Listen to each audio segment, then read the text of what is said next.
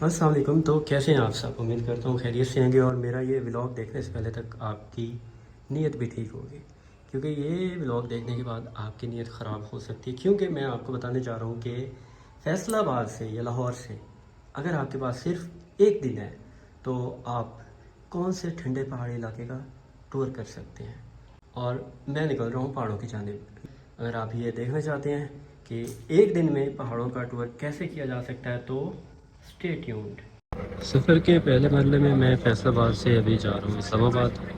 पहाड़ों के जानिब मेरा सफ़र अब आगे बाइक पे शुरू हो रहा है। इस्लामाबाद से मैं निकल रहा हूँ, श्रीनगर हाईवे पे इस वक्त मैं मौजूद हूँ। और इस वक्त मेरा जो इरादा है वो ये है कि मरी एक्सप्रेस वे से होते हुए आगे किसी हिल स्टेशन पे जाके मैं आज का दिन स्टॉप करूँगा और वहाँ पे जाके किसी एक बहुत ही अच्छी जगह की आपको मज़ीद डिटेल्स बताता हूँ कि वहाँ तक पहुँचने में कितना टाइम लगता है और एक दिन में हम वहाँ पे क्या क्या कर सकते हैं।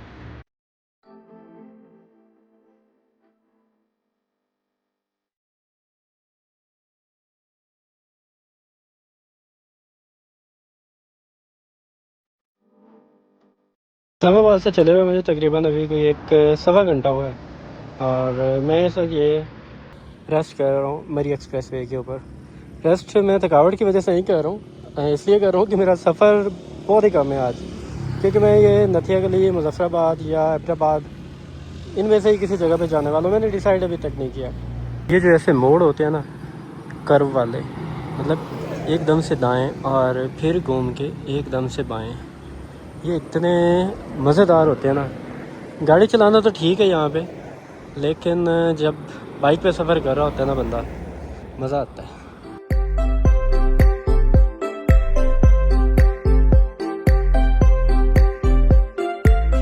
यहाँ पे मैंने अभी नाश्ता किया और नाश्ता करने के बाद मेरा आगे का सफ़र अभी फिर से शुरू होने जा रहा है। और आगे जाके एक और जगह पे मैंने स्टे करना है, वो जगह भी अभी मैं आपको दिखाता हूँ। ये जगह है लोअर टोपा। यहाँ से आगे दो रास्ते निकलते हैं। एक रास्ता जाता है ये राइट साइड पे कश्मीर की तरफ, नीलम वैली और झेलम वैली मुजफ्फराबाद से होते हुए। और जो लेफ़्ट साइड पे रास्ता जा रहा है, ये रास्ता जा रहा है आगे गलियात की तरफ, मरी नथिया गली और हैदराबाद की तरफ। ये यहाँ पे देखें कितनी खूबसूरत बात लिखी हुई है। लिखी हुई क्या है ये मुझे नहीं पता, लेकिन बात बहुत ही खूबसूरत लिखी हुई है। मैं आगे जा रहा हूँ अभी मरी की जानिब, लेकिन मरी मैंने रुकना नहीं है, नॉन स्टॉप मरी से आगे ही मैंने कोई स्पॉट तलाश करना है।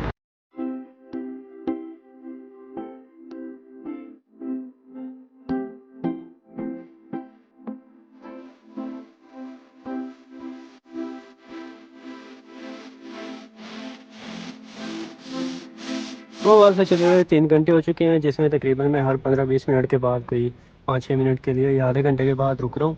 और अभी मैं एंटर हो रहा हूँ आगे के में।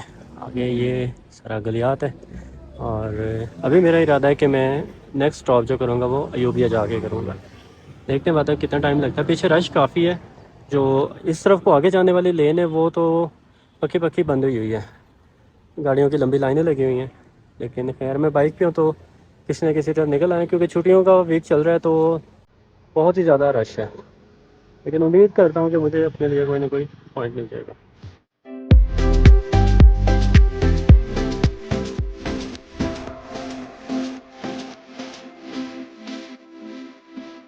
मैं बोलता हूँ अभी अयोध्या, और अयोध्या पहुँचते ही इस जगह से ये जो रास्ता ऊपर जा रहा है ये पार्किंग है, और ये रास्ता जो ऊपर जा रहा है यहाँ पे आप चेयर लिफ्ट इंजॉय कर सकते हैं।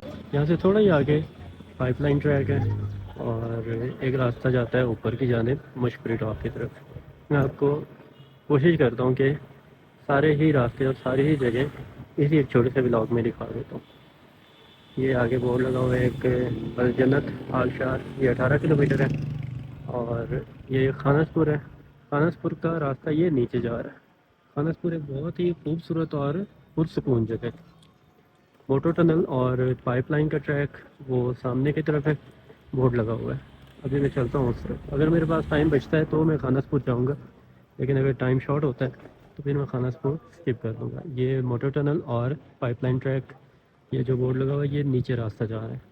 इस तरफ को ये पार्किंग है, अभी बाइक खड़ी करते हैं पार्किंग में और आगे पैदल सफ़र शुरू करते हैं।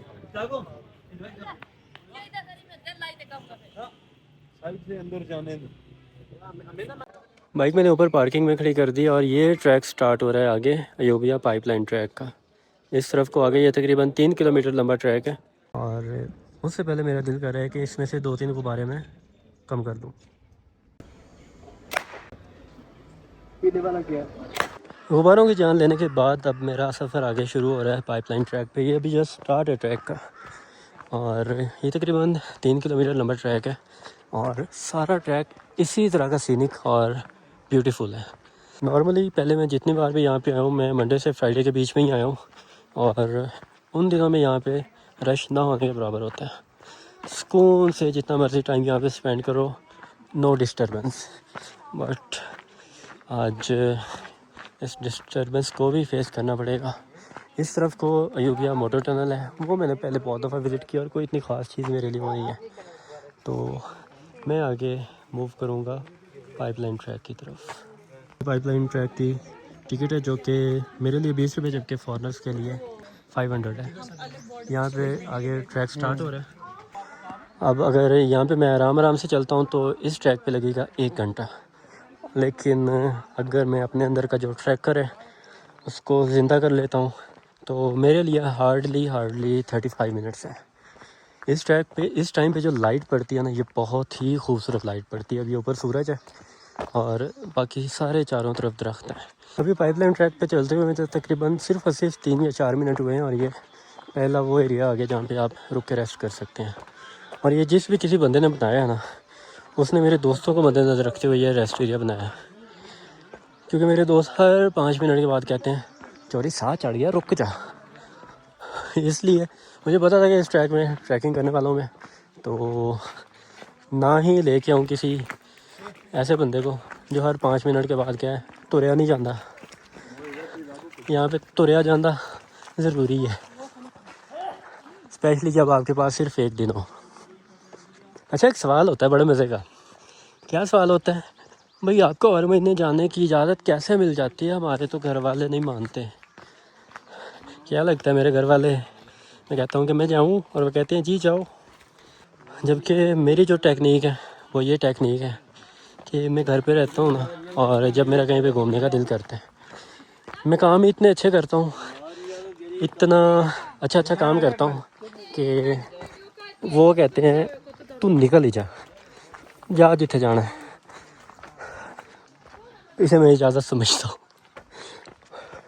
और ये इजाज़त मुझे हर महीने मिल जाती है। एक वाटरफॉल है जो कि सिर्फ मानसून में ही एक्टिव होता है और बहुत खूबसूरत लगता है। इसका पानी यहाँ नीचे से गुजरता है।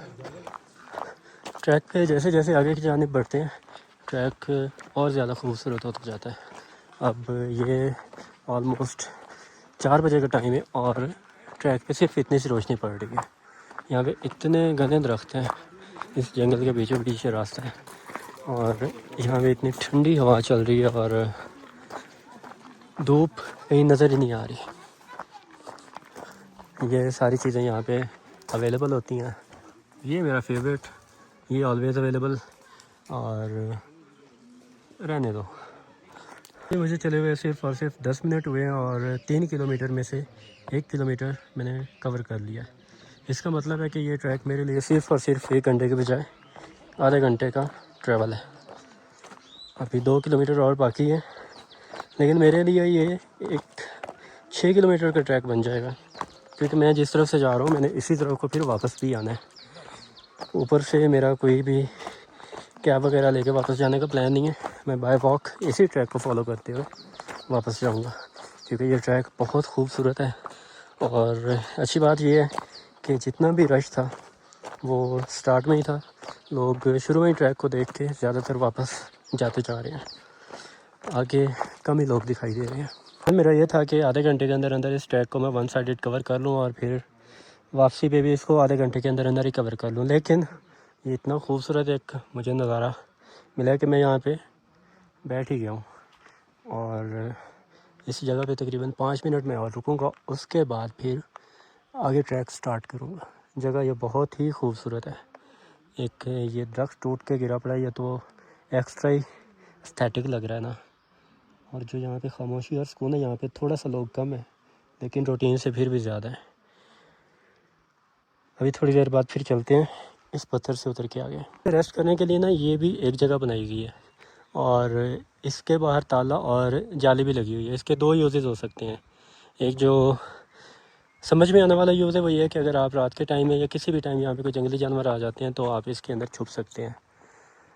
जबकि दूसरी रीज़न ये है कि आपके साथ अगर कोई ऐसा दोस्त है जो हर 5 मिनट के बाद 10 मिनट के बाद रुक जाता हो तो आप उसको इधर बिठाएं और बाहर से ताला लगा के उसको पक्का पक्का इधर ही रेस्ट करवा दें।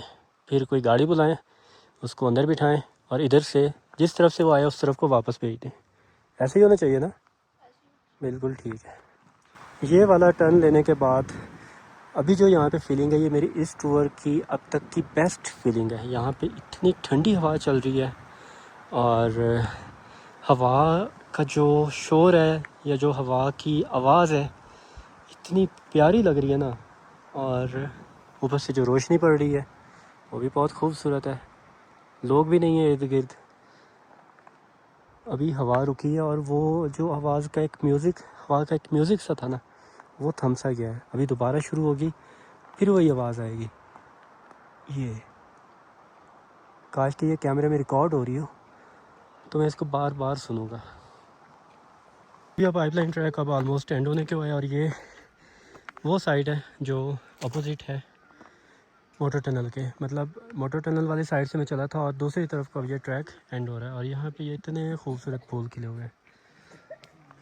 ये अभी हम आए अयूबिया नेशनल पार्क और मैं थक गया हूँ।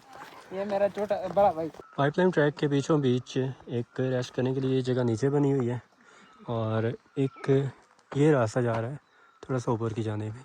ये ऊपर वाली जगह ज़्यादा खूबसूरत है क्योंकि इस तरफ को फूल भी हैं और फूलों के बीच में से ये एक छोटा सा रास्ता ऊपर जा रहा है। मैं थोड़ा सा आगे करीब जाके दिखाता हूँ। इन फूलों का एक बहुत ही प्यारा सा क्राउन बना के नीचे लोग बेच भी रहे हैं और ये फूल यहाँ पे भी लगे हुए भी हैं, हर जगह पे हैं और बहुत ज़्यादा हैं और ये बहुत खूबसूरत लग रहे हैं। और ये ऊपर जो रेस्ट करने के लिए जगह बनी हुई थी ये आई थिंक किसी आंधी या तूफ़ान में थोड़ी सी उखड़ चुकी है क्योंकि यहाँ पे अब बेंच नहीं है और ये एक तरफ को झुकी हुई है। ऐसा लग रहा है जैसे ये गिरने वाली है। वो एक टूटा हुआ बेंच पड़ा हुआ है और ये हालात हैं इस जगह के। ये इस तरह को झुकी हुई है। अब शाम का टाइम हो रहा है और हर तरफ से परिंदों की आवाज़ें आ रही हैं। कुछ लोगों का रश भी कम हुआ है। चलें जी, यहाँ पे हमारा आज का एक दिन का टूर एंड होता है। एंडिंग पॉइंट है ये अयूबिया पाइपलाइन ट्रैक। 3 किलोमीटर का ट्रैक था जो कि मैंने कवर किया 45 मिनट्स में, जिसमें 10 मिनट की ब्रेक थी। और अभी मैं वापस उसी तरफ को जा रहा हूँ जिस तरफ को अयूबिया मोटर टनल है क्योंकि मेरी बाइक उसी तरफ को खड़ी हुई है। और अब नॉन स्टॉप पहले मैंने बाइक लेके पहुँचना है इस्लामाबाद और इस्लामाबाद बाइक ड्रॉप करके फिर मैंने आगे फैसलाबाद निकल जाना है। उम्मीद है आपने मेरा ये छोटा सा व्लॉग एंजॉय किया होगा और इंशाल्लाह हर महीने आपको एक छोटा छोटा इस तरह का व्लॉग मिलता रहेगा। जो भी मैं टूर करूँगा मैं कोशिश करूँगा कि उसका एक प्रॉपर व्लॉग बना के आपके साथ शेयर करता रहूँ। थोड़ी सी आपको भी इंफॉर्मेशन मिलती रहे और मोटिवेशन भी साथ ही साथ मिलती रहे। तो अगले व्लॉग तक के लिए टाटा बाय बाय, अल्लाह हाफिज़।